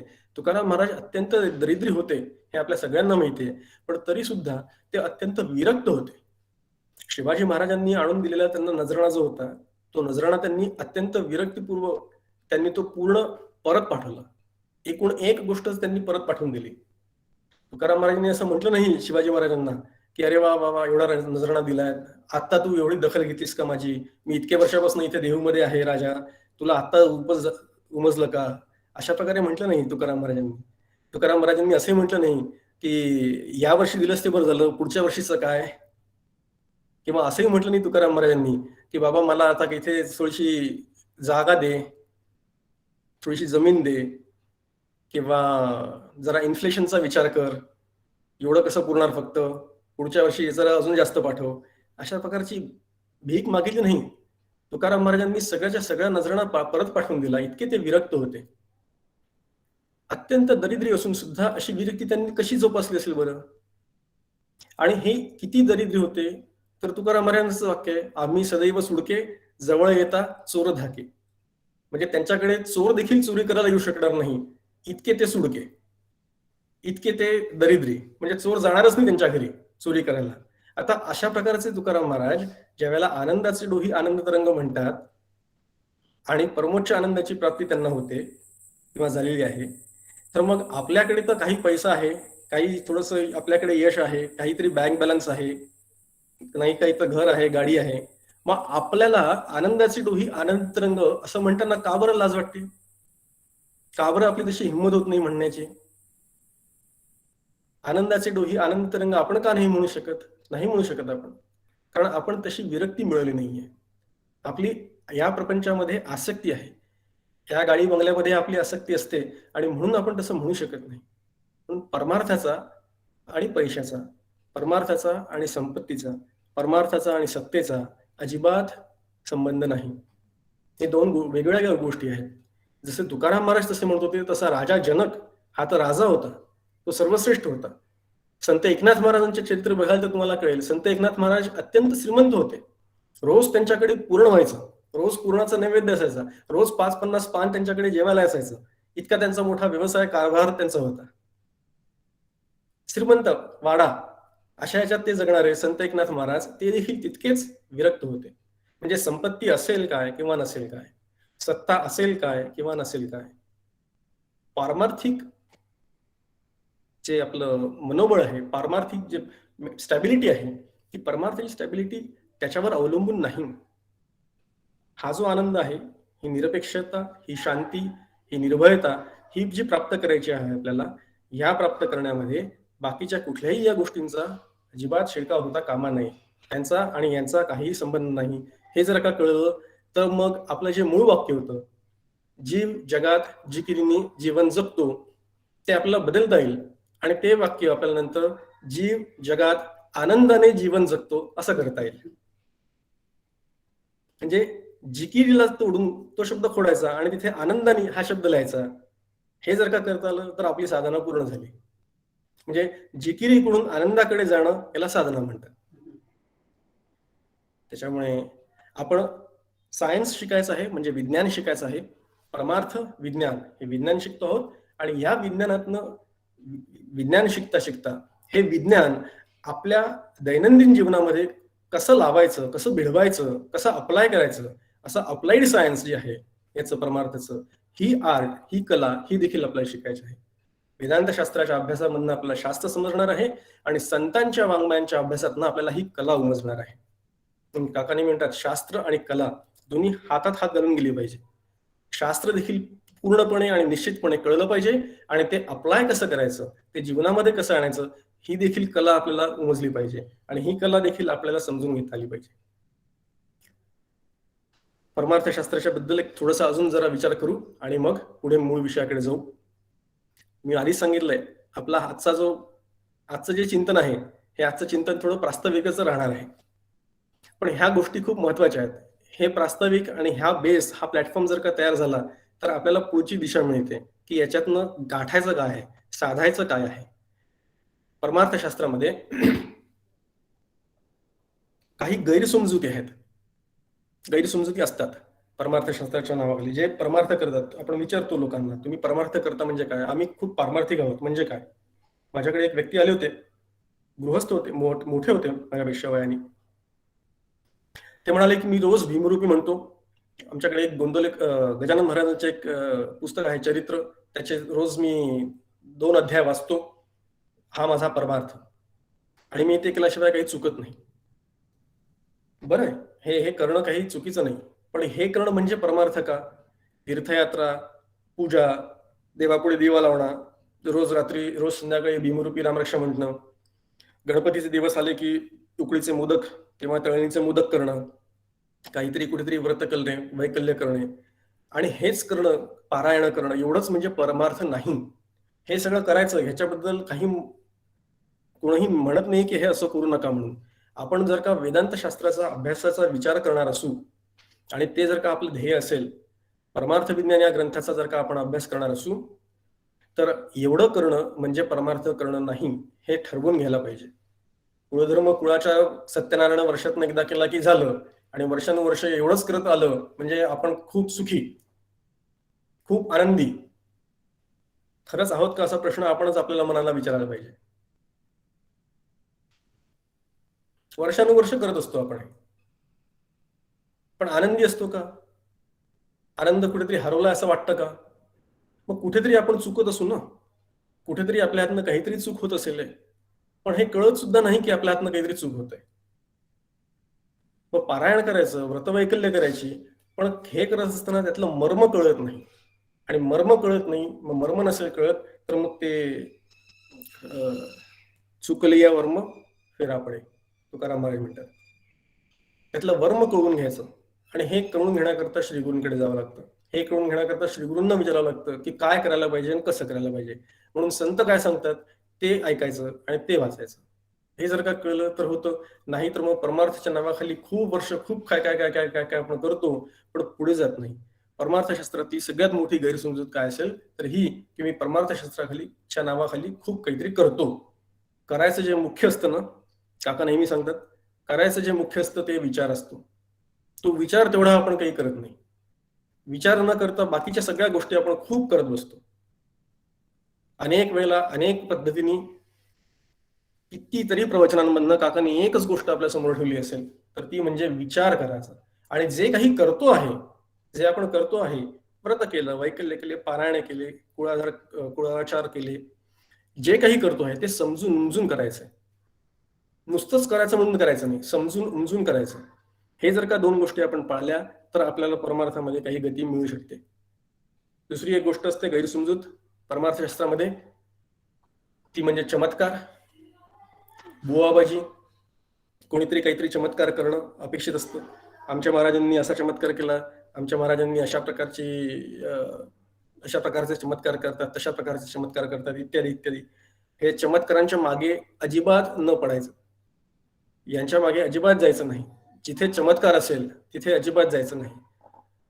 अनफॉर्च्युनेटली आपल्या हिंदू धर्मालाच असं नाही, मी म्हणेन सगळ्याच धर्मांना आहे, पण तरी सुद्धा हिंदू धर्मामध्ये एक प्रकारचा गैरसमज आहे, एक प्रकारचा असा समज पसरवण्यात आलेला आहे मीडियाच्या माध्यमातून की हिंदू धर्मामध्ये बुवाबाजी खूप चालते. बाबा लोक असतात, ते काहीतरी लुबाडतात, ते काहीतरी लुटतात, ते काहीतरी ठगवतात, हेच सतत प्रकर्षाने आपल्या पुढे मांडण्यात आलेलं आहे. पण हे अत्यंत चुकीचं आहे. असे लोक असतीलही, याच्याबद्दल नाही, असे लोक असतात हे देखील तितकंच खरं आहे. हे आजच्या काळात नाही, त्या काळात देखील होतं. त्याच्यामुळे त्याच्याबद्दल काही म्हणायचं नाही. पण आपण जेव्हा परमार्थ करतो त्यावेळेला तो खरा परमार्थ काय आहे हा समजून नीट केला तर या बुवाबाजीच्या आणि चमत्कारांच्या भानगडीत आपण पडणार नाही. म्हणून परमार्थशास्त्र करताना गुरु कोण, काय, याचा जेव्हा आपण विचार करतो त्यावेळेला बघा, काही डॉक्टर्स असतात ते माल प्रॅक्टिस करतात. नेहमी पेपरमध्ये कुठे ना कुठे आपण काहीतरी बातमी वाचतो माल प्रॅक्टिस करणाऱ्या डॉक्टरांशी, माल प्रॅक्टिस करणाऱ्या इंजिनियर्सची. पण याचा अर्थ असा नाही की सगळेच डॉक्टर्स तसे असतात. डॉक्टरांकडे जायचं कोणी थांबवलं नाही. काही लोक माल प्रॅक्टिस करतात, काही डॉक्टर्स खराब असतात, काही लोक भ्रष्टाचारी असतात, म्हणून सगळेच काही घरं बांधायचं थांबवत नाहीत. त्या पद्धतीने काही लोक असे जरी का असले बुवाबाजी करणारे आणि त्याच्यामुळे परमार्थशास्त्र जरी का थोडंफार प्रमाणात बदनाम झालेलं असलं तरी सुद्धा आपण खरा परमार्थ जाणून त्याच्या मागे जाण्याचं काही थांबवायचं नाही. अजून एक असाच प्रकारचा आक्षेप घेतला जातो तो म्हणजे निष्क्रिय. परमार्थ हा माणसाला, समाजाला निष्क्रिय करतो. आता हे जे म्हणतात ना, त्यांच्याकडेच बघून हसायची का रडायची अशी परिस्थिती येते. त्यांना काय म्हणावं हे कळत नाही. जे लोक असे म्हणतात की परमार्थ किंवा संतांनी समाजाला निष्क्रिय केलेलं आहे, समर्थांनी किती भर दिलेला आहे, क्रियेवर भर दिलेला आहे, प्रयत्नांवर भर दिलेला आहे. किती किती किती गोष्टी समर्थांनी लिहून ठेवल्यात, किती ग्रंथ लिहिले आहेत. त्यांची ग्रंथसंपदा बघितली तर आपल्याला कळतं की हा माणूस कसा काय निष्क्रिय असेल. संत एकनाथांचं जर का आपण कार्य बघितलं तर त्याच्यावरनं कळतं की संत एकनाथांनी किती लिहून ठेवलेलं आहे. त्याच्यामुळे समाजाला क्रियाशीलतेकडे घेऊन जाणारे जे आहेत ते संत आहेत. उपनिषद किंवा हिंदू धर्म कधीही कुठेही समाजाला भ्याड होण्याकरता, दरिद्री राहण्याकरता कधीही सुचवत नाही. अभ्युदय आणि निश्रेयस, प्रपंच आणि परमार्थ दोन्हीही हातात हात धरून जातात याची जाण समर्थांनी आणि सगळ्याच संतांनी आणि आपल्या उपनिषदांनी दिलेली आहे आणि समाजाला नेहमी कार्याभिमुख करण्याचाच प्रयत्न केलेला आहे. आता ह्या गोष्टी सगळ्या आपल्याला अभ्यास करून स्वीकाराव्या लागतात, वाचन करून, श्रवण करून पटवून घ्याव्या लागतात. त्याच्यामध्ये काही थोड्याफार प्रमाणात श्रद्धा देखील अपेक्षित असते. पण हे जर का पटवून घेतलं, विचाराने आणि तर्काने समजून घेतलं नीट, आणि मुख्य म्हणजे संत सांगतात त्याप्रमाणे आणि सद्गुरू सांगतात त्याप्रमाणे जर का आपण त्याचा अनुभव घेतला तर परमार्थशास्त्रासारखा दुसरं अत्यंत उपयोगी आणि अत्यंत सुंदर, मगाशी म्हटल्याप्रमाणे सर्वांग सुंदर असं शास्त्र दुसरं कुठलंही नाही. या शास्त्राचा जितका अभ्यास करू त्या प्रमाणात या शास्त्राची महती आपल्याला कळते आणि हे शास्त्र खरंच किती सुंदर आहे, खरंच किती छान आहे. कर्माचा सिद्धांत फॉर एक्झाम्पल किती सुंदर पद्धतीने मांडलेला आहे. याचा विचार जेव्हा आपण कर्माचा विचार करू त्यावेळेला येईल तो मुद्दा. हे आपल्याला विचार केल्यानंतर पटायला लागतं की खरंच हे आपण आधी का नाही शिकलो, हे आपण आधी का नाही शिकलो असं वाटायला लागतं आपल्याला. आणि हीच अजून एक गोष्ट आहे जी गैरसमजूत परमार्थशास्त्रामध्ये आहे, ती म्हणजे म्हातारपणात करायची गोष्ट आहे ही. 60 नंतर करा, आत्तापासून काय देवदेव करायला लागलेत, अजून तुमचे दिवस कशाचे आहेत, आनंदाने खेळण्याचे आहेत, बागडण्याचे आहेत, असं कोण म्हणतं? घरातली आजी आजोबा असतात ते म्हणतात. कुणाला? नातवाला. नातू किती वर्षाचा असतो? 30-40 वर्षाचा असतो. त्यांनी जर का चुकून दासबोध हातात घेतलं तर अरे हे तुला आत्ता काय करायचंय, तू तुझं पहिले काहीतरी कमव, मिळव, मग हे सगळं म्हातारपणात करण्याच्या गोष्टी. ही एक गैरसमजूत आहे. पुन्हा एकदा सांगतो, म्हातारपणात करायची गोष्ट नसून परमार्थ ही मी मगाशी म्हणाल्याप्रमाणे परम प्राप्तव्य, श्रेष्ठ प्राप्तव्य जे आहे ते मिळवायचं असेल तर त्याकरता तशी श्रेष्ठ बुद्धी, श्रेष्ठ धारिष्ठ, श्रेष्ठ बुद्धी, शक्ती हे सगळं लागतं. आणि ज्या वेळेला गात्री शिथिल होतील आपली, आपलं शरीर साथ देणार नाहीत, आपली इंद्रिय साथ देणार नाहीत, अशा वेळेला मग या म्हातारपणामध्ये जाऊन ही करण्याची गोष्ट निश्चित नाही, हे आधीच करून घ्यायचे. लहानपणी गोट्या खेळायच्या असतात आणि म्हातारपणी गोळ्या खेळायच्या असतात. म्हणजे काय? लहानपणी आपण गोट्या खेळतो, कंचे, लखोट्या, आणि म्हातारपणी झाली की गोळ्या खेळतो. म्हणजे ही गोळी घेतली का ती गोळी घेतली का, डायबिटीसची घ्यायची का ब्लड प्रेशरची घ्यायची, येणं प्रकारे काय गोळ्या खेळायच्या असतात. त्याच्यामुळे म्हातारपणी करायचा हा अत्यंत एक गैरसमज आहे. आपल्या बरोबरच्या जे तरुण मंडळी आहेत, जे तरुण मुलं आहेत, त्यांना देखील हा विषय समजून सांगा, त्यांना देखील या विषयाची गोळी लावा. जे लोक परमार्थशास्त्राची गोळी ज्यांना लागते आणि जे नंतर येतात या मार्गामध्ये, म्हणजे सगळं करून धरून झाल्यानंतर, रिटायर झाल्यानंतर मग त्यांना आता वेळ जात नाही म्हणून ते परमार्थमध्ये काहीतरी ऐकायला लागतात, कीर्तन प्रवचन ऐकायला लागतात. हळूहळू ऐकायला लागल्यानंतर त्यांना ते थोडंसं पटायला लागतं, बरं का. आणि पटायला लागल्यानंतर मग त्यांना असं वाटतं की अरे हो, हे सांगतात हे काही चुकीचं नाहीये, काका सांगतात हे बरोबरच आहे, हे आपल्याला आधी का नाही कळलं, मी आयुष्यभर असाच जगलो, वेड्यासारखा जगलो, हे आधीच सुरू करायला पाहिजे होतं, खूपच उशीर झाला, असं देखील काही जणांना वाटतं आणि पश्चात्ताप होतो. पण तसं ज्यांना वाटत असेल त्यांना देखील हेच सांगणं आहे की त्याच्याकरता देखील परत काही वाईट वाटून घेऊ नका. स्वतःला भाग्यवान समजा की आता गोडी लागलेली आहे. बहुत सुकृताची जोडी म्हणून मी विठ्ठले आवडी. पूर्वपुण्य जे असतं ते आता उदयाला आलेलं आहे, म्हणून विठ्ठलाची आवड निर्माण झालेली आहे, म्हणून परमार्थशास्त्राची आवड निर्माण झालेली आहे, असं माना आणि पुढे चला. मगाशी म्हटलं तुम्ही, शास्त्राचा अभ्यास करण्याकरता फक्त एकच क्रायटेरिया आहे, तो म्हणजे नरदेह. हा नरदेह ज्यांना मिळाला आहे त्यांनी स्वतःला भाग्यवान समजावं. या नरदेहामध्ये परमार्थ श्रवणाची बुद्धी परमार्थ चिंतनाची बुद्धी ज्याच्या मनामध्ये उदयाला आहे त्यांनी स्वतःला सद्भागी समजावं. ज्यांना श्रीगुरूंची प्राप्ती झाली आहे त्यांनी स्वतःला सौभाग्यशाली समजावं. आणि ज्यांना वैराग्य प्राप्त झालेलं आहे, खऱ्या अर्थाने सद्गुरूंच्या प्राप्तीमुळे आणि वैराग्यामुळे या विषयाची आवड निर्माण होऊन मुमुक्षुत्व दृढ ज्यांचं झालं आहे ते महत् भाग्यवान असे आहेत. आणि ज्यांना दृढ अनुभूती आलेली आहे त्यांनी स्वतःला परम भाग्यशाली समजावं. त्याच्यामुळे आपण ज्या ठिकाणी आहोत, ज्या परिस्थितीमध्ये आहोत, त्या ठिकाणी त्या परिस्थितीमधनं आता असाल येथून पुढती चला यत्न सोडाना, रामकृष्ण हरी जय जय भावाने म्हणा, असं म्हणत जिथून असू तिथून परमार्थशास्त्राच्या अभ्यासाला झोकून देऊन अभ्यासाला म्हणून सुरुवात करायची आहे. श्रवण करायचं, चिंतन करायचं, मनन करायचं. त्याच्याकरता काय लागतात, त्याच्याकरता अधिकार कसा, अनुबंध चतुष्टय म्हणजे काय, त्रिगुण विचार कुठल्या प्रकारचे आहेत, कर्माचे सिद्धांत कशा प्रकारचे आहेत, काय काय केल्याने काय काय होतं आणि काय काय करणं अपेक्षित नाही, या सगळ्या गोष्टींचा उहापोह, या सगळ्या गोष्टींची चिकित्सा, या सगळ्या गोष्टींचं छान विश्लेषण या ग्रंथात आहे. ज्यांनी अभ्यास झालेला आहे त्यांनी तो ग्रंथ परत परत वाचावा. जे पहिल्यांदाच ऐकतात त्यांनी तो समजून घेण्याचा पूर्ण प्रयत्न करावा. आज प्रास्ताविकाचं एवढं चिंतन मी थांबवतो. पुढच्या चिंतनामध्ये आपण अनुबंध चतुष्टय म्हणजे काय ते बघू. त्याचबरोबर आपण अधिकार म्हणजे काय ते पण बघू आणि पुढचा विषय अजून पुढे कंटिन्यू करू. आज इथेच थांबूया. जय जय रघुवीर समर्थ सद्गुरुनाथ महाराज की जय. खूप छान दादा. सुरुवातीला सत्र चालू व्हायच्या आधी अशाच एका परिस्पर्श झालेल्या किंवा परिस बनलेल्या आदरणीय गुरुतुल्य व्यक्तीचा आशीर्वाद आपल्याला मिळाला आणि असंच एक अभ्यासू व्यक्तिमत्व परिस होऊ घातलेलं अशा गुरुतुल्य व्यक्तीचं मार्गदर्शन आज आपल्याला लाभलेलं आहे. फार सुंदर प्रास्ताविक केलेलं आहे प्रमोद दादांनी. हा जबाबदारीचा परमार्थ जो करायचा आहे, ही जबाबदारी जी आहे त्याची पुरेपूर जाणीव करून दिलेली आहे.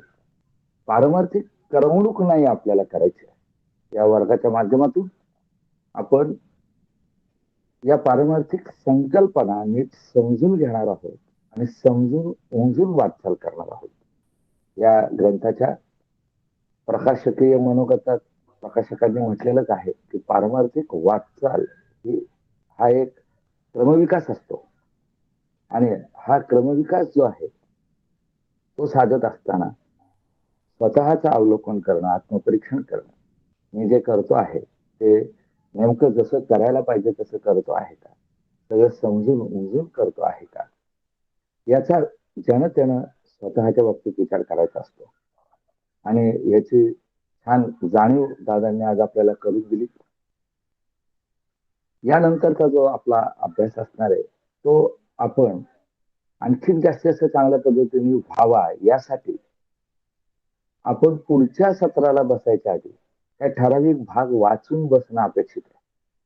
परमार्थ विज्ञान हा ग्रंथ याची जी प्रकरण आपण अभ्यासणार आहोत ते PDF स्वरूपात आपण या समूहावर उपलब्ध करून देत आहोत. ज्यांना ही पुस्तकं हवी आहेत, हे ग्रंथ हवे आहेत, त्यांनी कार्यकर्त्यांशी संपर्क साधावा. त्यांना बाय पोस्ट किंवा बाय हँड ही पुस्तकं त्यांच्यापर्यंत पोहोचवण्याचा नक्की प्रयत्न केला जाईल. त्या पोहोचवली जातील. मागच्या वर्गाच्या वेळी आपण असं केलेलं आहे. जवळपास 60-70 लोकांना आपण ते ग्रंथ पोहोचवलेले आहेत. आत्ताही मी आत्ताशी उघडला गेलो होतो त्यावेळी काही ग्रंथ आणलेले. त्यांना कोणाला हवे असतील त्यांनी अवश्य मागणी करा, त्यांना ते ग्रंथ पोहोचवले जातील. पुढच्या वर्गाच्या आधी आपण या ग्रंथातील पहिलं प्रकरण ग्रंथ परिचय हे वाचून बसणार आहोत आणि परमार्थाचा अधिकाराची सुरुवात करणार आहोत. एवढं वाचन करून येणं अपेक्षित आहे. आज जे काही विवेचन आपण ऐकलेलं आहे या संदर्भात कोणाला काही प्रश्न विचारायचे असतील तर त्यांनी स्वतःला अनम्यूट करावं आणि प्रश्न विचारावा. आपल्याकडे अजून 11 मिनिटं आहेत प्रश्नोत्तरासाठी.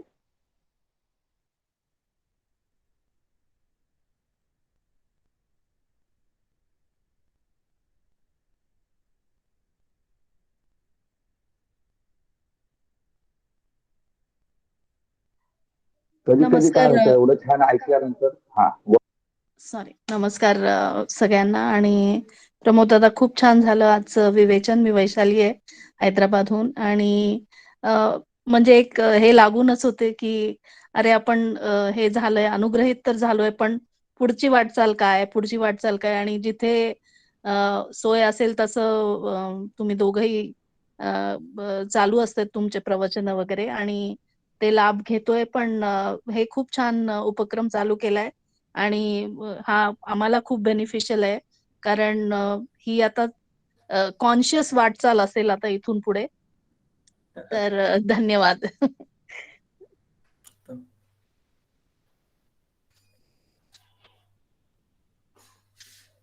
तेच खूप महत्वाचं आहे. हे कॉन्शियस वाटचाल हा शब्द अगदी अगदी बरोबर आहे. हेच खूप महत्वाचं आहे. ही समज, ही जाण येणं, हेच मी मगाशी म्हटलं ना, निर्देह मिळणं हे भाग्य आहे. पण त्याच्यानंतर परमार्थशास्त्राची समज येणं आणि ह्याच्याकरता आपण काहीतरी श्रवण करावं असं वाटणं, हेच आपलं सद्भाग्य आहे. अगदी खरं आहे. धन्यवाद. अजून कोणाला काही प्रश्न असतील किंवा काही बोलायचं असेल तर बोलू शकता. मी संध्या पंडित. प्रश्न नाहीये.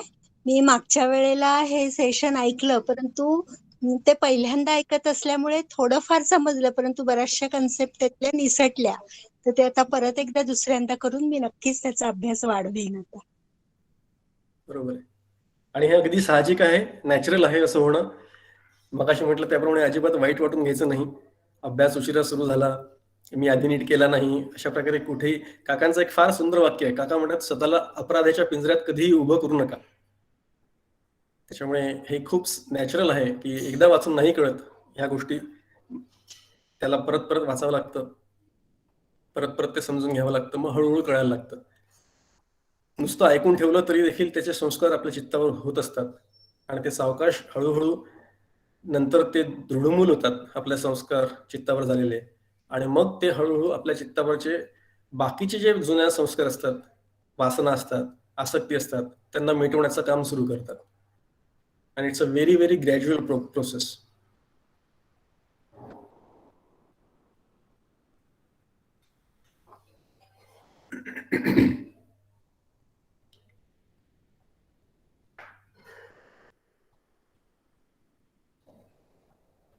आणखी कोणाला काही विचारायचंय? बऱ्याच वेळा काय होतं, एवढं छान ऐकल्यानंतर मन शांत झालेलं असतं, निशब्द होतो माणूस, आणि काही प्रश्न हे नंतर आठवतात. त्यासाठी आम्ही असं पण व्यवस्था केलेली आहे की पुढील काही तासांसाठी हा समूह, व्हॉट्सअप समूह सर्वांसाठी खुला केला जाईल प्रश्नोत्तरासाठी. व्हॉट्सअपच्या माध्यमातूनही तुम्ही प्रश्न विचारू शकता आणि व्हॉट्सअपच्या माध्यमातून आलेल्या सर्व प्रश्नांचं संकलन करून त्या आचार्यांना पाठवलं जाईल आणि एका स्वतंत्र ऑडिओ क्लिपच्या माध्यमातून आचार्य त्याला उत्तर देतील, अशी पण व्यवस्था आहे. अजून कोणाला काही विचारायचंय? हॅलो प्रमोदराव, नमस्कार. मी किरण गुप्ते बोलतोय, नेरळ. अच्छा अच्छा, नमस्कार. नमस्कार. खूप छान झालं. हॅलो. बर, धन्यवाद. खूप खूप छान झालं. खूप चांगलं सांगितलं आणि आम्ही काकांचं ऐकतोय, त्यामुळे अजून आम्हाला खूप सोपं पडलं हे समजून घ्यायला. पण बरोबर आहे, काकांचंच आहे. काकांचं ऐकतोय हे विचार सुद्धा काकांचेच आहेत सगळे.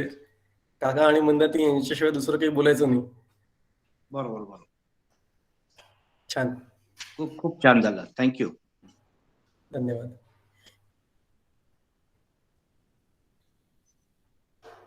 कोणाचा तरी हात हँड रेज आहे, गणेश दादा.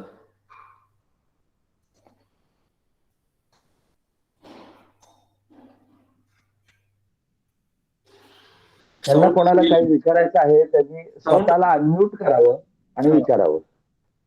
साऊंड, आवाज व्यवस्थित येत होता का ऐकू माझा? हो, उत्तम. ओके. कोणाचा तरी मेसेज होता, साऊंड इज व्हेरी लो असं म्हणून मेसेज आला होता कोणाचा, म्हणून विचारतोय. नाही नाही, उत्तम आहे, साऊंड उत्तम आहे. हा, आम्ही ते पण क्रॉस चेक केलं आणि उत्तम आहे. ओके. आणि आपण या सत्राचं रेकॉर्डिंगही आपल्या समूहावर उपलब्ध करत असतो, कारण प्रत्यक्षात या वर्गासाठी नोंदणी झालेल्यांची संख्या मोठी आहे आणि एक मोठा समूह असा आहे की जे रेकॉर्डिंगच ऐकतात. रेकॉर्डिंग ऐकल्याच्या नंतर फीडबॅकही येतात आणि त्या माध्यमातूनही अभ्यास करणारा एक मोठा गट आहे या समूहामध्ये, या अभ्यास वर्गामध्ये. बरोबर. त्यामुळे लवकरच 1-2-3 तासात आपण याचं रेकॉर्डिंगही उपलब्ध करतो. आणखीन एक व्यवस्था आपण केलेली आहे की आपल्यातले काही सिलेक्टेड साधक या संपूर्ण रेकॉर्डिंगचं पुन्हा 1-2 वेळा श्रवण करून त्याचं सार नोट्स काढल्यासारखं काढतात आणि ते या समूहावर सगळ्यांसाठी दिलं जातं. असं आणखी जितका जास्त चांगल्या पद्धतीने अभ्यास होईल कसा करता येईल याचा आपण प्रयत्न करतो आहोत. प्रमोद दादांशी ज्यावेळी या विषयावर चर्चा करण्यात आली त्यावेळी दादांनी एक असं रिक्वेस्ट केली होती तेव्हा त्यांनी आपल्याला सुचवलं होतं मागच्या वेळी ज्यांनी श्रवण केलेलं आहे अशा सर्वांसाठी मी पुन्हा एकदा दादांची सूचना सांगतो इथे की आपण परमार्थ विज्ञान संपूर्ण वाचलेलं आहे, ऐकलेलं आहे. यातल्या काही कन्सेप्ट, काही संकल्पना प्रकर्षाने आपल्याला अधिक चांगल्या पद्धतीने समजून घेण्याची इच्छा असेल तर तेही अवश्य कळवावं, म्हणजे त्या ठराविक विषयांवर जास्त फोकस करता येईल आपल्याला. अशा काही सूचना आपल्याला ज्या काही आचार्यांकडून मिळत आहेत त्या मी तुमच्यापर्यंत पोहोचवण्याचा प्रयत्न करीन आणि अशा पद्धतीने खूप छान आपण अभ्यास करूया. आणखीन कोणाला काही विचारायचं असेल तर आणखीन 5 मिनिटं 4 मिनिटं आहेत.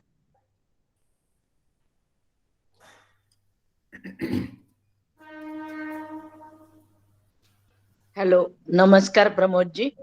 मी नमस्कार. वसुधा सपाटे आणि आपलं प्रत्येक वेळीच जे विवेचन किंवा कुठल्याही ग्रंथाचं निरूपण असतं ते इतकं सुंदर असतं आणि ते मनाला इतकं भावून जातं, म्हणजे कळायला खूप सोपं होतं.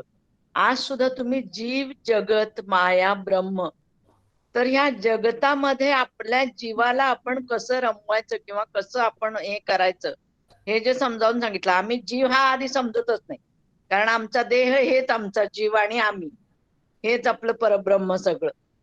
तर तो जीव कसा आहे आणि त्याला कसा आनंदी ठेवायचा आणि कुठल्या मार्गाने आपण आनंदी राहायचं हे इतकं सुंदर सांगितलं तुम्ही. खूपच छान आहे. परमार्थ विज्ञान आता हा ग्रंथ मी बघीन प्राप्त होतोय का कुठं आणि हे करायचा प्रयत्न करेन. जरूर थँक्यू. उपलब्ध आहे. ग्रंथ नसेल तर कृपया मिळवा, म्हणजे तो आपल्या चिंतनाला, आपल्या अभ्यासाला खूप कारणीभूत होईल, हो सहाय्यभूत ना. होईल निश्चितप्रमाणे. आणि तो छान, सुंदर आणि खूप छोटा ग्रंथ आहे. हो, खूप मोठा नाहीये, खूप क्लिष्ट नाहीये. अच्छा. खूप हा. छान समजून सांगितलं आहे त्याच्यामध्ये. आपण या माध्यमातून, या उपक्रमांच्या माध्यमातून अजूनही बाकीचे जे आचार्य आहेत इथे याच्यावर मार्गदर्शन करणारे ते दोघेही जणी ज्येष्ठ आणि श्रेष्ठ आचार्य आहेत, त्यांच्याकडनं देखील आपण ऐकणार आहोत. काळकर ताई आणि सांगवीकर ताई, त्यांच्याकडनं पण आपण ऐकणार आहोत. बर बर बर बर आहे. त्यांचं छान आहे. छान उपक्रम आहे. खर तर हा खूप सुंदर उपक्रम आहे. जर शनिवार रविवारी मधी मुक्ताचं पण खूप छान असतं, गीतेवरचं अतिशय सुंदर विवेचन असतं. हो, धन्यवाद. धन्यवाद.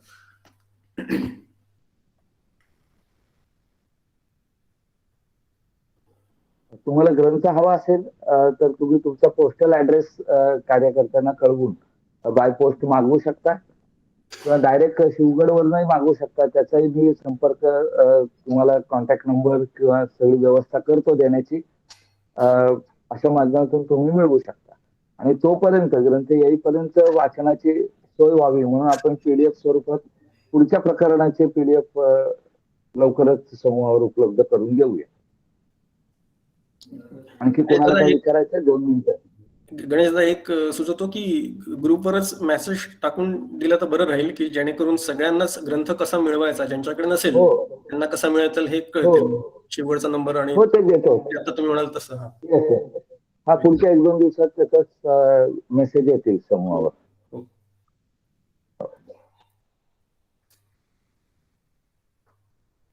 ठीक आहे, थांबूयात. हो चालेल, ठीक आहे. आज बहुतेक कोणाला आता प्रश्न दिसत नाहीये. संदीप, शेवटची प्रार्थना घे आणि थांबूयात आपण. भावी पूर्ण कृपा गुरु मजवरी प्रार्थित भावे तुला वारी सर्व अरिष्ट उनलया समोह जो वाढला अज्ञानांधजनासी मुक्त करून शांती पदी बैसवी विनती हीच असे न मागत तुझे, भक्ती तुझी ही हवी. सद्गुरुनाथ महाराज की जय. जय जय रघुवीर समर्थ. जय जय रघुवीर समर्थ.